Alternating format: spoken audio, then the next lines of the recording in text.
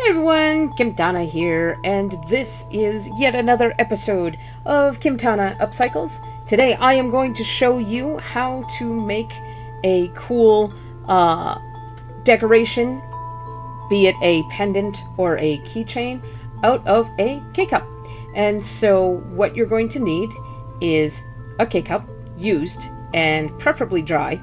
It's a lot harder to use when you've just taken it out of the K-cup machine. So make sure it's at least a few days dried. Some nail polish of your favorite color and texture and whatever.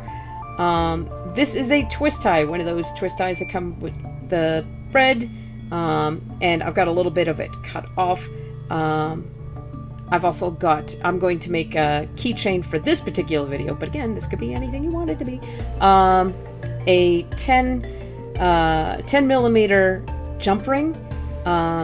This is clear acrylic sealer, and just a couple of empty containers that we're going to need. Does not have to necessarily be these containers. Use whatever you'd like. Okay, so the first thing we're going to do is we're going to gut our K-cup.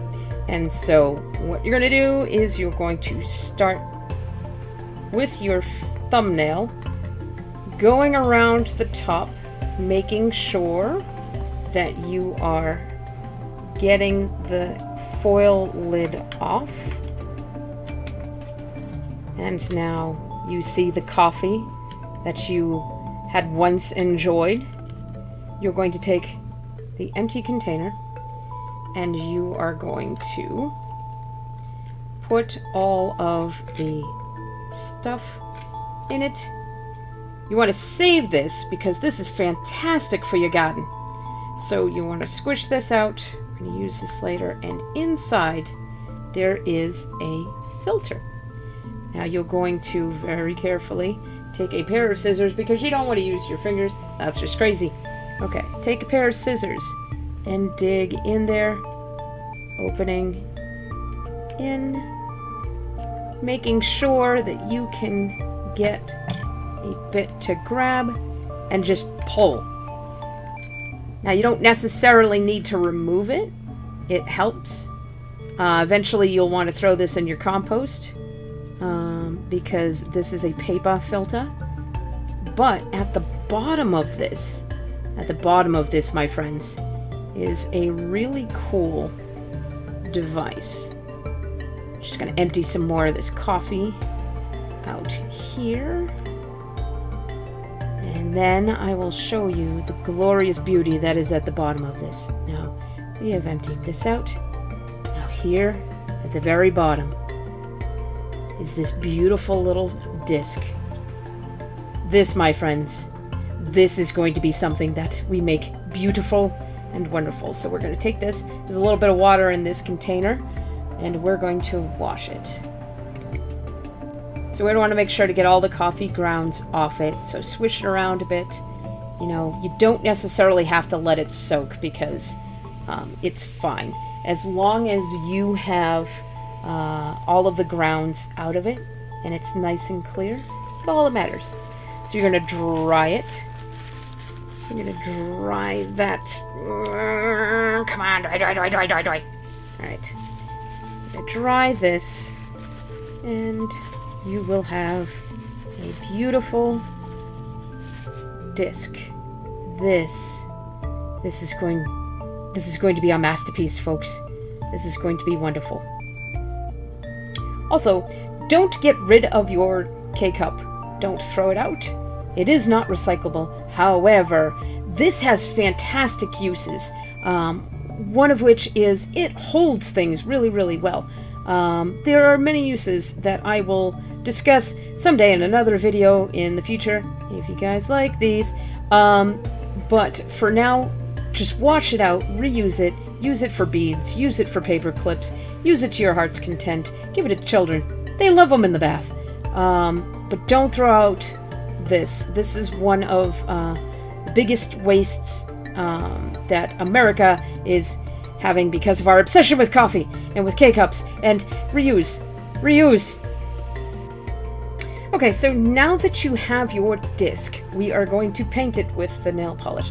The reason we have this is that as you will paint, you'll get them clogged a little bit. You can just use this to poke in there, make sure that the paint is done. But that's what we have it. We may not even need it this time. Sometimes I do, sometimes I don't. It's good to have in case. It's better than a toothpick, way better than a paper clip.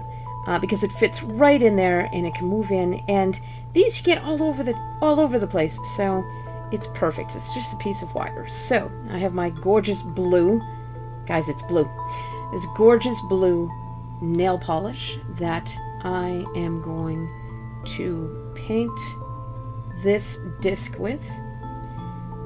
And so all you do is paint. You just, this is so beautiful. Oh my goodness. Now, as you can see, the holes getting a little bit clogged. That's okay, because we're going to use that once we're set. So we're just going to give this a few goes and paint around.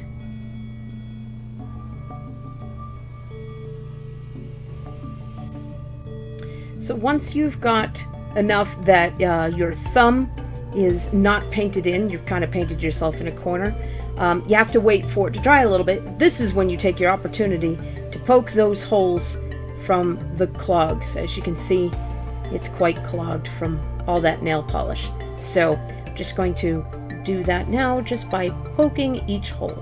It's completely monotonous, but you know what? It's kind of fun at the same time.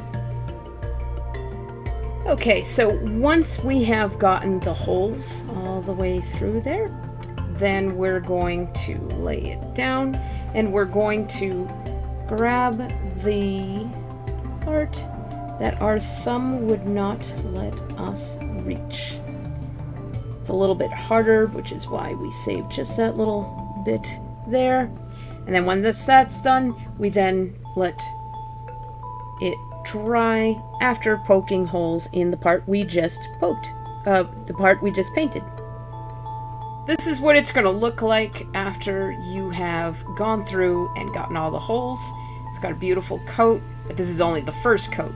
So the cool thing about nail polish is that it dries really quickly. And so once this is dry to the touch, flip it over and then start painting the other side. So once the underside is all painted, what you're going to do is you're going to flip it over again and you're going to poke the holes, making sure you unclog it. The reason you're going to do that is you don't want to poke up through it because it will mess up the front. And so you want the underside to be a little bit less perfect than the upper side. So you're going to poke down just like you did before, poking through each hole, each and every one of the million holes that are in this disc. Alright, so once the disc is painted on both sides and poked through so that there's holes, you're going to take the clear acrylic sealer and you're going to take this outside, and preferably you're going to take this with a mask, because you should not have this, you should not breathe it. This is a very dangerous substance, so you have to be careful. Make sure you read all of the directions depending on what brand you use, but please use this outside. All I'm going to do is I'm going to go out there and give a wait till it dries, bring it in. As I'm outside, I'm going to poke the holes again because the sealer will create a little bit of blockage.